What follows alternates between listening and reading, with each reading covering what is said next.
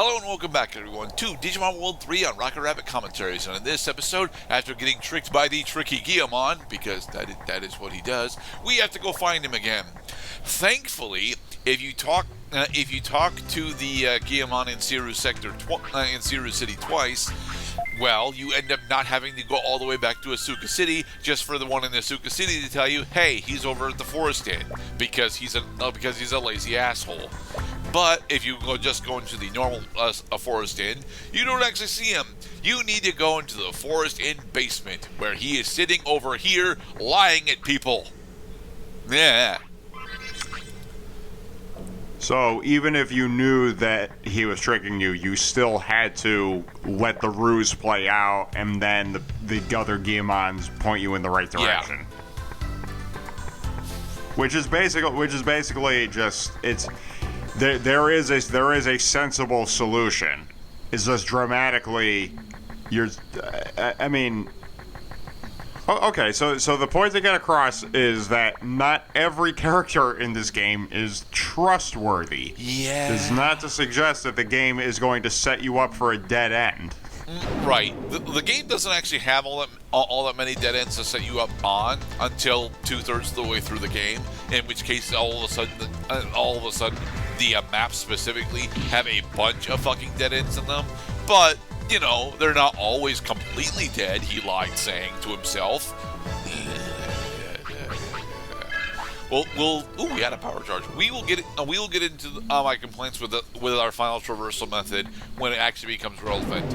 But suffice it to say, the whole reason why this game isn't a full 60 parts, why this playthrough isn't a full 60 parts long, is because I cut out a majority of the travel time, starting from about once we actually get into Act 2.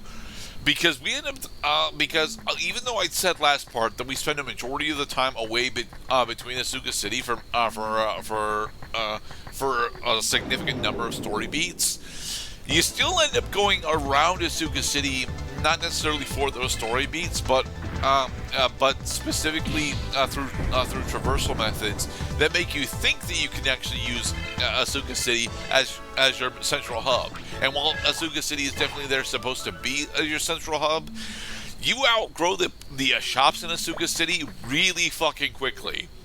Like, since we've already been to Siru City and gotten a couple of equipment upgrades, the normal shop in Asuka City no longer actually can effectively service us.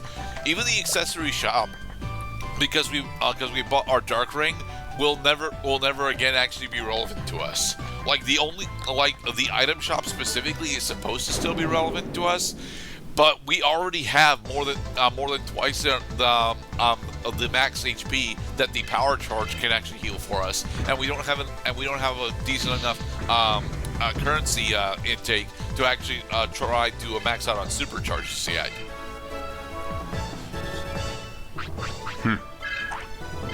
It's amazing. Like, wow, boy, am I glad I grew up in Pallet Town, because if I grew up in Cinnabar Island, I'd be broke and trapped. I can't afford anything. The Pokemon are too powerful. I can't leave my front doorstep without getting in a wild encounter with a level 40. I think Cinnabar. No. Cinnabar. The Pokemon Mansion does actually have a level 41 Pokemon in it, doesn't it? Yeah, they get pretty powerful. Can we score a perfect this time? Yay!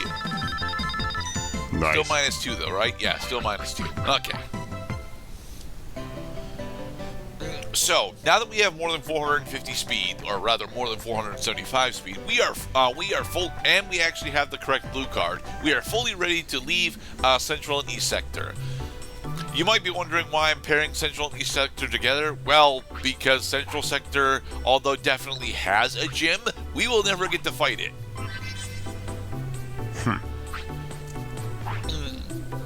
And so we ride the gondola down to South Sector. Surely nothing of importance can happen here, says the man entering a cutscene.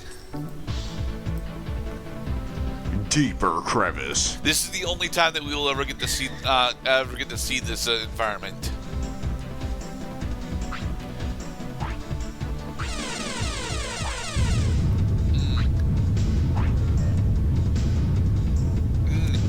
And then Junior was in mortal peril. Very mortal peril, as rocks are falling. And as everyone who plays D&D knows, once rocks fall, everybody dies. Oh, great. Now there's a TV stand in front of my ball. Whoosh! Well, welcome to our second, technically, surprise boss encounter. Bulbmon. Bulbamon? Yes, Bulbmon. It's a pretty small name for a big dude. Yes, Bulbmon is an ultimate level Digimon, and he is one of the several Digimon that are actually specialize in water type attacks. Despite the fact that he is actually a machine type Digimon. Machine type. I don't remember which elemental resistances Bulbmon at this point in the game is actually vulnerable to.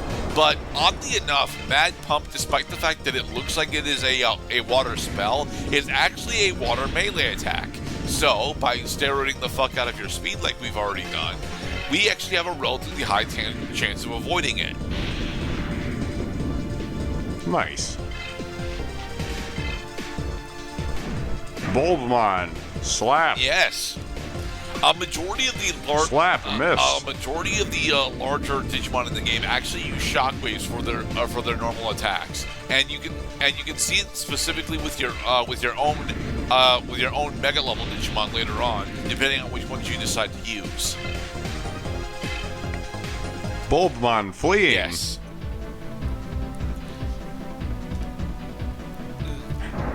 Damn. I'll be back for you, Entei. We will be back for Bulbmon, but unlike the roaming legendaries, we'll never actually be able to play with Bulbmon. It's as I've mentioned previously, it's one of the big things that I really hope that the randomizer for Digimon World 3 will eventually be able to implement. Us actually getting to play with enemy Digimon sprites. I understand that we can't actually have enemy Digimon skill lists, but the randomizer already does allow us to have randomized skill trees from from virtually every single different Digimon line available. As such, we don't really need the enemy specific skill trees. Although getting access to Confused Nebula would be kind of humorous. Yeah. So the randomizer gives you like the appearance of the Digimon, but it has random stats.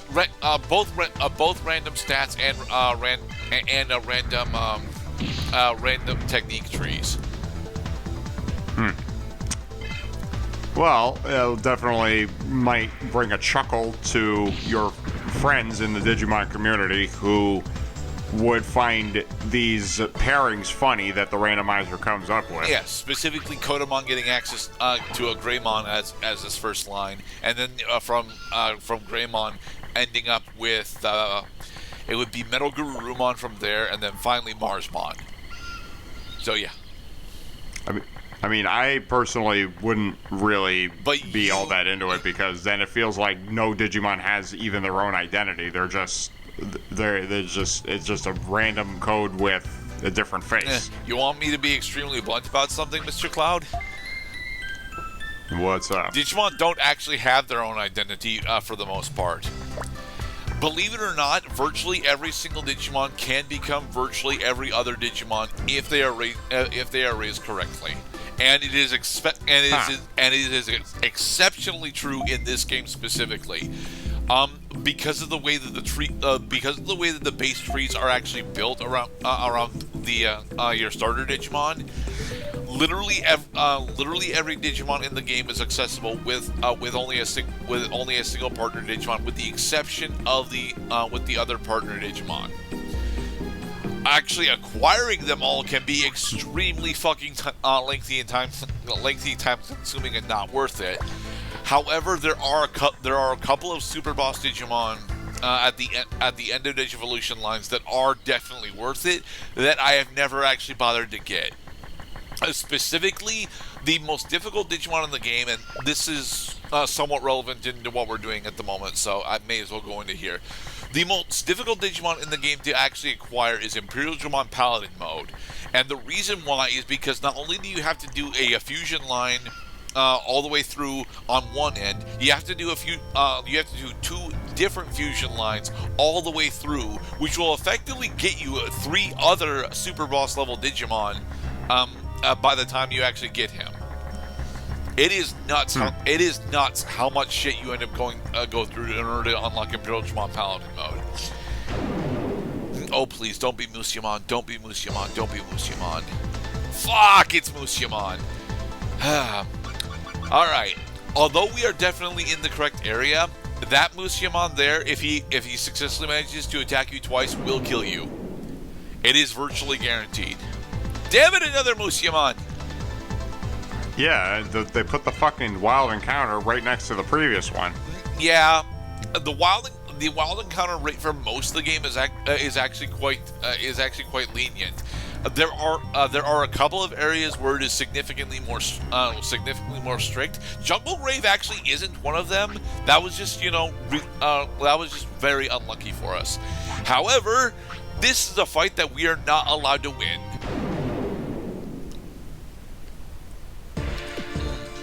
Welcome, Zombamon, our second encounter with a Mega level Digimon. So, Zombamon here is difficult very specifically because you're not allowed to beat him.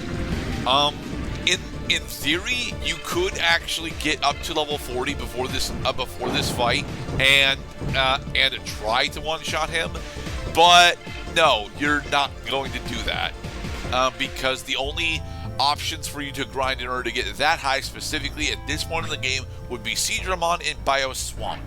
And you've not yet been to Bioswamp, so you don't know where that is.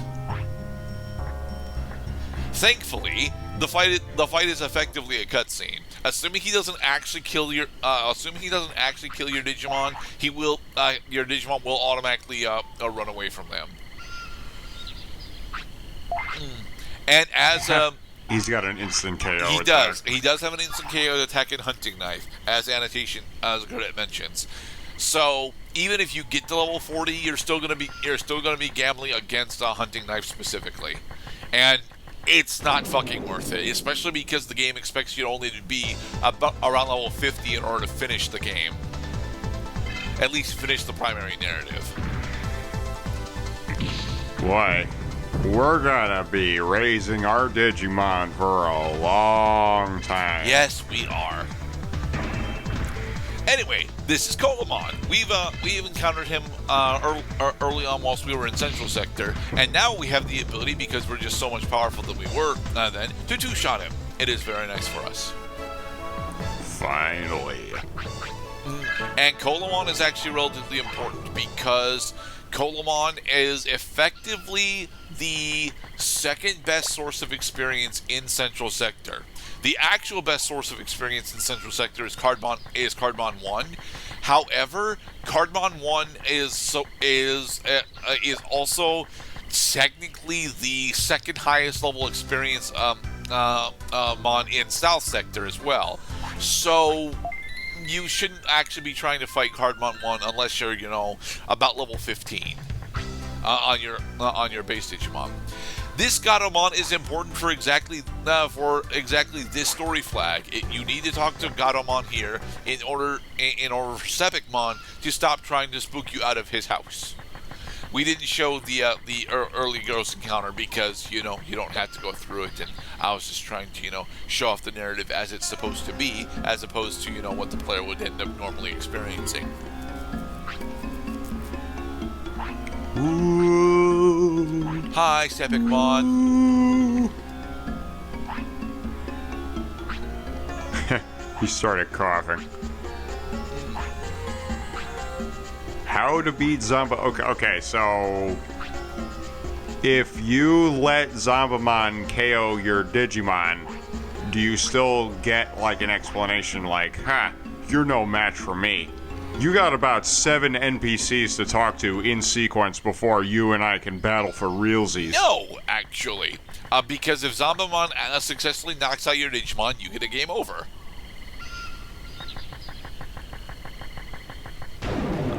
So I suppose my next question is, how does the player know that they're supposed to run away from the battle instead of just avoiding him the entire time? They don't have a choice. Because if you... that there's gonna. Okay, so you're telling me that there is a sufficient number of foolproof props that the player eventually is going to come to the conclusion that they have to confront Zombamon. They have to run away because it's a no-win fight situation, and then they can proceed the game. What I'm saying specifically is during the fight with Zombamon, once your Digimon takes a certain amount of damage, they will automatically run away. And because Zombamon is guarding the only path to Suzaku City, you're guaranteed to encounter him. Well, I do like that they have the Digimon run away automatically. I think that's a good game design, so the player doesn't, get stuck. Hey, Kale. Unfortunately, Kale's going to be stuck repeating that line for the next couple of hours. So, Sepicmon told us that he lost his shield while he was touring around Central and East Sector. So it was our job to go and attempt to get his mask back. And in the next episode, we will make our way back to Central and East Sector in order to attempt to do so. Be safe, everybody.